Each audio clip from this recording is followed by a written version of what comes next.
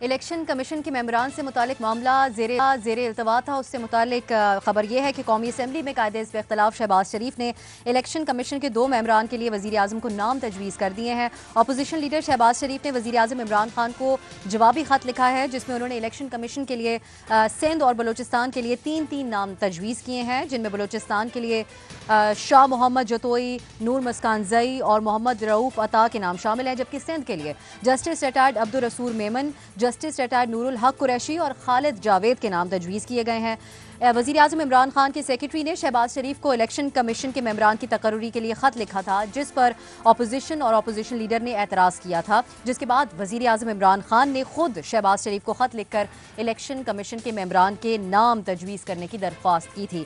इसी पर हम गुफ्तगू करेंगे अपने पैनल से। सवाल इस तरह से है, शहबाज शरीफ को इलेक्शन कमीशन मेंबरान के नाम तजवीज़ कर दिए, आपसे हम ये जानना चाहेंगे कि क्या हुकूमत इन नामों पर इत्तेफाक करेगी, हाँ या नहीं। सबसे पहले हसन निसार साहब की तरफ जाएंगे। हसन साहब, ये मामला तातुल का शिकार था, आप समझते हैं कि अब हल की तरफ जाएगा? देखें इब्सा, अगर मैं हुकूमत होता तो डेफिनेटली आपको कोई ना कोई जवाब ज़रूर देता, लेकिन चूँकि खुशकिस्मती से ऐसा नहीं है, इसलिए ज़ाहिर है हुकूमत से ही आप पूछें तो बेहतर है। क्या करेगी, हाउ डू आई नो क्या करेगी? कोई ऑप्शन आप इस फनी क्वेश्चन, आप इस पे कोई ऑप्शन? ठीक है, आप नहीं ले रहे।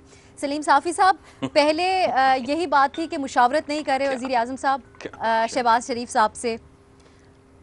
अब वज़ीर आज़म ने उनको खुद कहा है कि नाम आप लिख के सजेस्ट करें, तजवीज़ करें, तो अब अपोजिशन भी इसके ऊपर मेजॉरिटी का मुजाहरा करेगी। अब मेरा तो डबल मसला है, मैं ना तो वज़ीर आज़म और हुकूमत हूँ और ना अपोजिशन हूँ तो मैं तो खैर बिल्कुल किसी पोजीशन में नहीं हूँ। लेकिन देखिए, इस मुल्क में एक ट्रेजेडी ये है कि यहाँ हम किसी एक मसले के किसी जुज़ को पकड़ के वो सियासत का और सहाफ़त का मौजू बन जाता है। अब इस मुल्क में असल मसला पूरे इलेक्शन कमीशन का है। ये दुनिया की नाकाम तरीन और बदनाम तरीन इलेक्शन कमीशन है।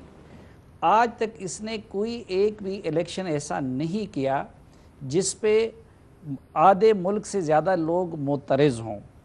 अब यही इलेक्शन कमीशन था और इनके मेंबरान जरदारी साहब और नवाज शरीफ साहब के इत्तेफाक से मुकर्रर हुए थे, लेकिन पिछले इलेक्शन में क्या हालत थी इसकी? ये एक बराए नाम इदारा है और उसको जिस तरह नैब को एक टूल के तौर पर इस्तेमाल किया जाता है, इसी तरह इलेक्शन कमीशन को एक टूल के तौर पर इस्तेमाल किया जाता है। न उसके पास माली खुद मुख्तारी है, न उसके पास इंतज़ामी खुद मुख्तारी है, न उसके कवानीन ऐसे हैं, न उसमें लोग इस तरह मेरिट पे उनके तकर्रुर होते हैं। और फिर पाकिस्तान का अपना एक मखसूस स्ट्रक्चर भी है इंतज़ामी, जिसकी वजह से इसको इलेक्शन के वक्त एक मोहरे और एक टूल के तौर पर इस्तेमाल कर लिया जाता है। इसलिए अपोजिशन को भी इन फजूल जुज़ियात पे वक्त ज़ाया करने की बजाय, अब देखें जब वक्त होता है तो फिर हमारी सियासी जमातें इस पे गौर नहीं करती कि कोई इंडिपेंडेंट इलेक्शन कमीशन बनाया जाए, और लेकिन जब फिर इलेक्शन जो हार जाते हैं तो वो फिर सर पीटते रहते हैं। पिछले 5 सालों में PTI सर पीटती रही और इलेक्शन कमीशन की बेख्तियारी का रोना रोती रही, लेकिन अब इस मरतबा वो नवाजे गए, पिछली मरतबा नून लीग वालों को फिक्र नहीं थी। इसलिए इन चीज़ों पे वक्त ज़ाया करने की बजाय कि ये मेंबर हों ये ना हो, ख़त लिख के जाए, तमाम हुकूमत और अपोजिशन पार्टियों को मिल के इलेक्शन कमीशन को हकीकी मानों में इंडिया के तर्ज पे इलेक्शन कमीशन बनाने के लिए कानून साजी करनी चाहिए। सही, आप समझते हैं ऐसा इशू नहीं है जिस पे उनको टाइम वेस्ट करना चाहिए। मज़हर अब्बास साहब, अपोजिशन का रवैया तो आजकल जारहाना है। इससे पिछले दौरे हुकूमत में भी देखें तो खुर्शीद शाह साहब ने नाम सजेस्ट किए थे, उसमें भी वक्त लगा था।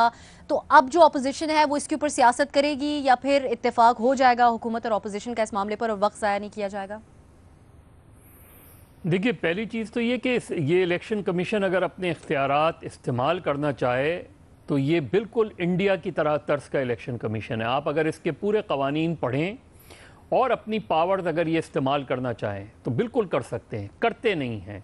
दूसरी बात यह कि मुझे नहीं लगता जो सियासी माहौल इस वक्त है, जो सियासी कशीदगी है, मुझे अल्टीमेटली लगता है कि शायद ये बात अल्टीमेटली ख़ुद इलेक्शन कमीशन तक शायद चली जाए, क्योंकि जो प्रोसेस है वो इतना गलत नहीं है। उन्होंने एक तरीक़ाकार जो सेट किया है 18वीं तरमीम के बाद, उसमें ये चीज़ है कि अगर कंसेंसस नहीं होता, और जाहिर है अगर आप 3 नाम आप देंगे, 3 नाम वो देंगे और चीज़ पब्लिक हो जाएगी, तो जिसके भी नाम जो है वो उस पर इत्तेफाक होगा, वो एक बायस्ड अपनी जगह सामने आ जाता है कि जी चूंकि इनका नाम इन्होंने दिया है लिहाजा इनका झुकाव इस तरफ होगा। तो ये जो तरीक़ाकार है इलेक्शन कमीशन के मेंबरान का, या तो इसको बिल्कुल कॉन्फिडेंशियल होना चाहिए, मीटिंग होनी चाहिए इस पे अपने अपने जहन बना के, और फिर कंसेंसस के साथ सामने आना चाहिए, और फिर वो जैसा भी इलेक्शन कराएं, फिर ये इखलाकी जिम्मेदारी हो जाती है गवर्नमेंट और अपोजिशन की कि उसको फिर एक्सेप्ट करे।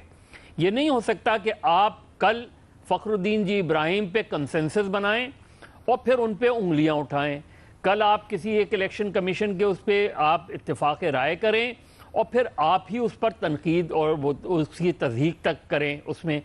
तो मेरा ख्याल में मुझे नहीं लगता कि ये 6 नाम जो हैं इस पर कोई इत्तेफाक राय हो जाएगा।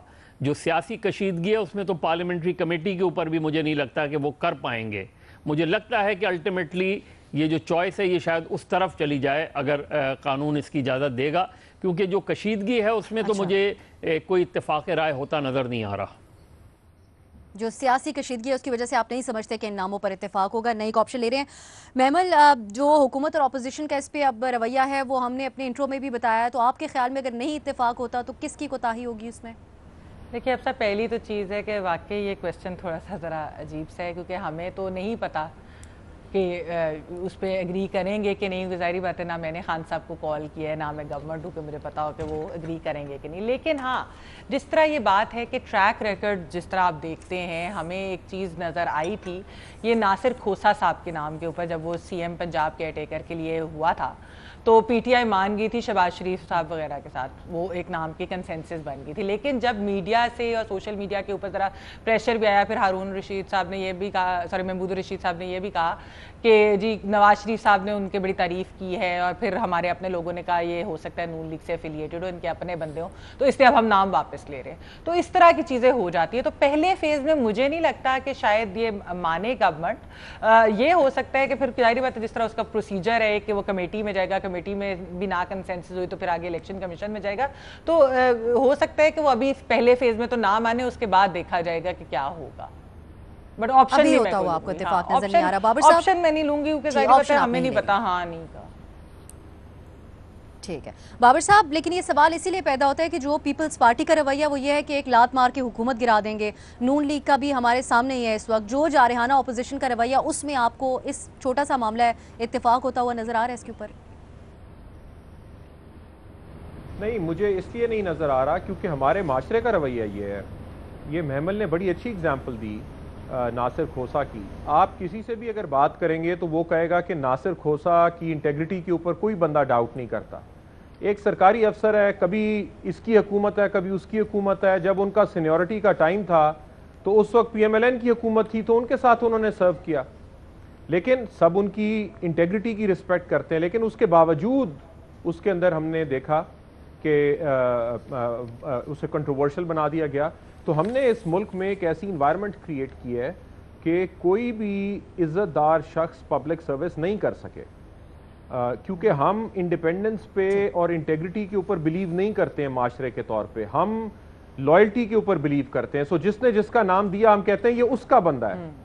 और आप अगर किसी की सपोर्ट करें तो लोग कहते हैं जी इसने लिफाफा लिया होगा, अगर आप मीडिया पे बैठ के कर रहे हैं। या मैं वकील हूं तो कोई कहेगा इसे आप हुकूमत को सपोर्ट करें, वो कहेगा जी हुकूमत इसे मुकदमे देती होगी। और हम इसी तरह से फिर आगे रवैया भी बरकरार रखते हैं। अभी आप अगर देखें मिफ्ता इस्माइल के साथ जो कर रहे हैं, ECL पे डाल दिया। अब कोई बंदा उनकी इंटेग्रिटी को डाउट नहीं करता, कोई बंदा उनकी काबिलियत को भी डाउट नहीं करता, लेकिन क्योंकि PMLN का मिनिस्टर रहा है इस वजह से आप उसे अदालतों में भी घसीटेंगे, आप उसके ऊपर उंगलियां भी उठाएंगे। तो कौन सा शरीफ आदमी इस मुल्क में पब्लिक सर्विस में आके काम करेगा? इस वजह से इन नामों पे जितने अच्छे नाम हो इनके ऊपर एग्रीमेंट नहीं होगा, क्योंकि एजम्पशन ये है कि ये उसका बंदा है। यही वजह आपके ख्याल में दो नहीं के ऑप्शंस आप सामने आए, दीगर तजियाकारों ने इस पे ऑप्शन नहीं लिया।